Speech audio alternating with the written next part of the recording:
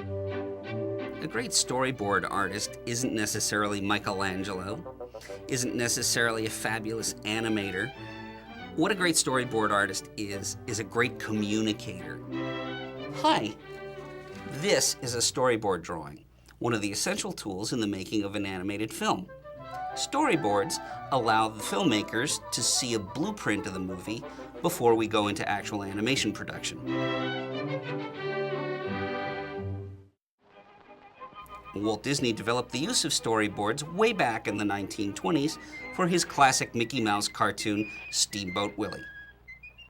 Storyboards are like little comic book panels of the entire movie, and they're used by tacking them up on a bulletin board so you can actually see the continuity of the movie. You can see the rough staging and camera positions. You can see the acting of the characters. The dialogue is written underneath. In animation, storyboarding has always been and is still used mainly to develop the story. Now, in our studio, we don't write our stories. We draw them.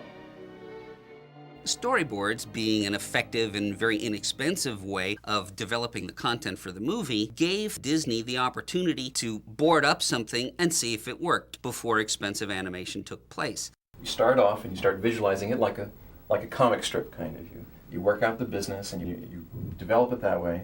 And then you look at it and you go, is this working? Is this funny? Is this dramatic? What can we change? So this is why we work like this, because these things can be changed so quickly, you know? They're on, they're off.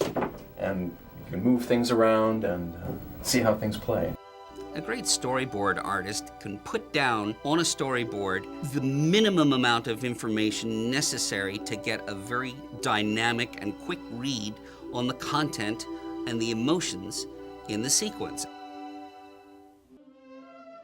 When you're actually drawing the story sketches, you get emotional about them yourself, and so you're looking for things that have a lot of heart, and you are trying to draw that in a very simple way to express what you're feeling. That's great story sketching.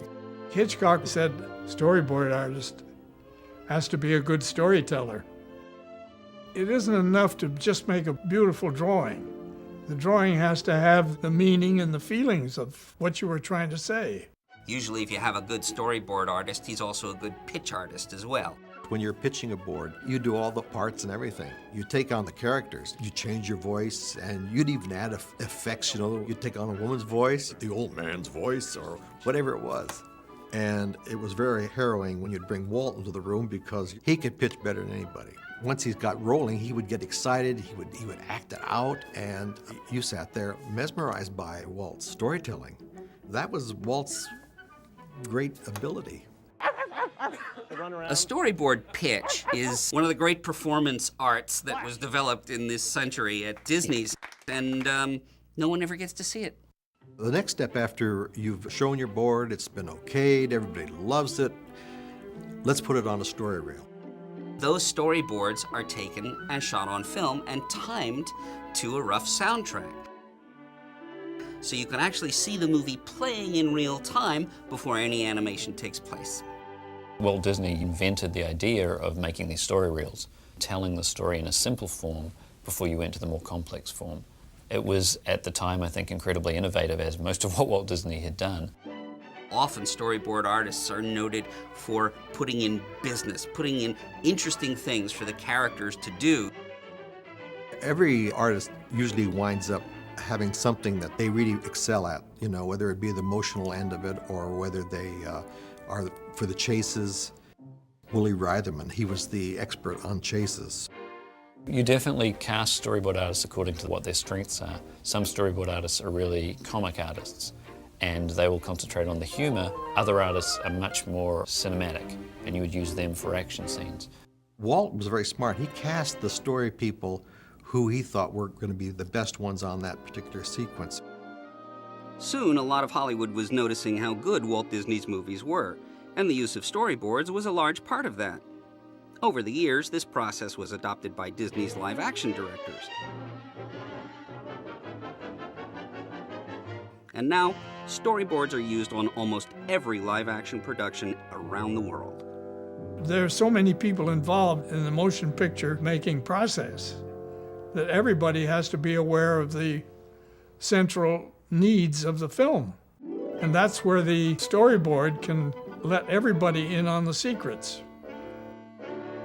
If I can make things work on paper, then I can make them work on the set.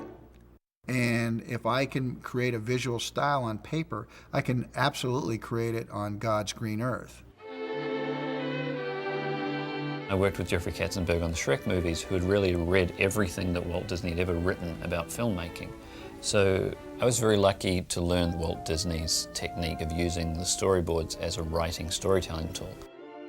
In The Lion, the Witch and the Wardrobe, I storyboarded the whole film so I could actually watch the movie before I started shooting it. In order to convince people to give me the time to storyboard the whole movie ahead of time, I said, look, this is an expensive writing tool, but a really inexpensive production tool. The storyboard indicates what you will see on the screen and also indicate what you don't need to spend money on. The storyboard can cut out a lot of unnecessary work. My attachment to storyboards is I act and direct. And I like to kind of be able to take the pressure off myself by anticipating how I'm going to shoot something, and then I can sense new opportunities on the set that could not have been necessarily anticipated in a room where I was drawing with an artist. When a storyboard artist works with a director on a film, it's kind of like he's been given a portion of the pie. What the storyboard artist gets to do is add a lot of his own touches to the material. Storyboards are a great way to keep everyone on the page, and creatively, it's a great way to start creating and visualizing the movie itself. All right, let's turn this thing around. I had a lot of fun with Mick Reinman coming up with ways to visualize this story, and we would sit around in my barn and we would come up with different things. Hey, what about this ladybug? We'll have the power hitter, Ted Ray's getting ready to just hit this massive drive, and what if a ladybug drops down the ball and it becomes like a drama about the ladybug? And so we had a lot of fun laying all that out. My first day on the film Saboteur, it was my first real contact with Hitchcock. I was on one side of the desk, he was on the other, and he would make his little drawings, and then I would make some on the same sequence. I think Hitchcock was really testing me. What I try to do is start off with the scenes where I really maybe want to establish my film language. Maybe on the first scene, take them through step by step. Like I want a big horizon shot, and then I want, a wagon coming from right to left. But then I'll let them do all the scenes after that by themselves, because I would rather have the benefit in this collaborative atmosphere to have him think of an idea that I never would have thought of. Well, I started with a script, and in the script I would make very rough drawings. Then I would go to Hitchcock, and we would discuss the various sequences and see if my thoughts were anything near like his. In live action, the use of storyboarding really kind of evolved into a tool for staging, so they know where they have to set the cameras, what the special effects might be. If there were difficult passages, take a film like The Birds, in which we had to get these little flying creatures into almost every shot, we needed a storyboard of practically the whole film. And also in a very complex film like Saboteur. Saboteur needed a lot of drawing so that everybody knew what our problems were.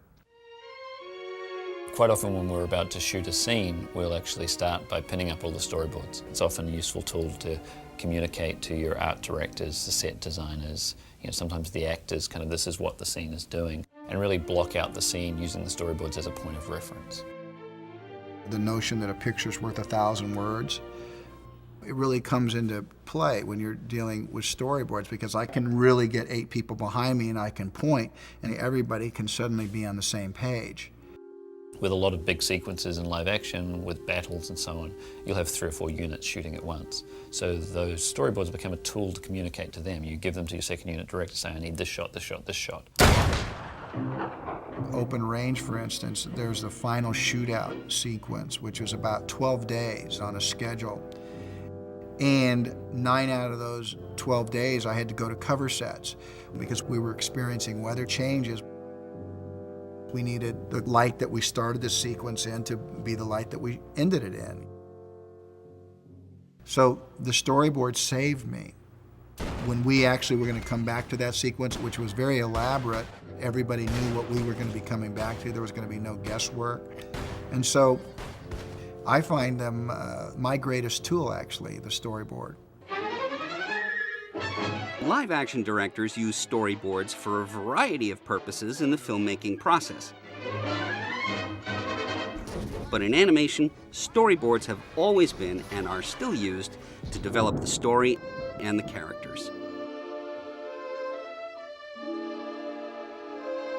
Walt Disney was a great story developer and a great story editor. If he saw a sequence on boards that he didn't think was working, it would come out of the movie and a new one would be developed. So you throw the whole thing out and you start from scratch and you'd get all excited again and start building it up. I think a great storyboard artist has that ability to get excited after it's been shot down and move on and build the excitement over again. The amount of time spent on developing a Disney film was often decades. There are early versions in the 1930s of storyboards for Alice in Wonderland, storyboards for Peter Pan, even though those movies didn't come out until the 1950s.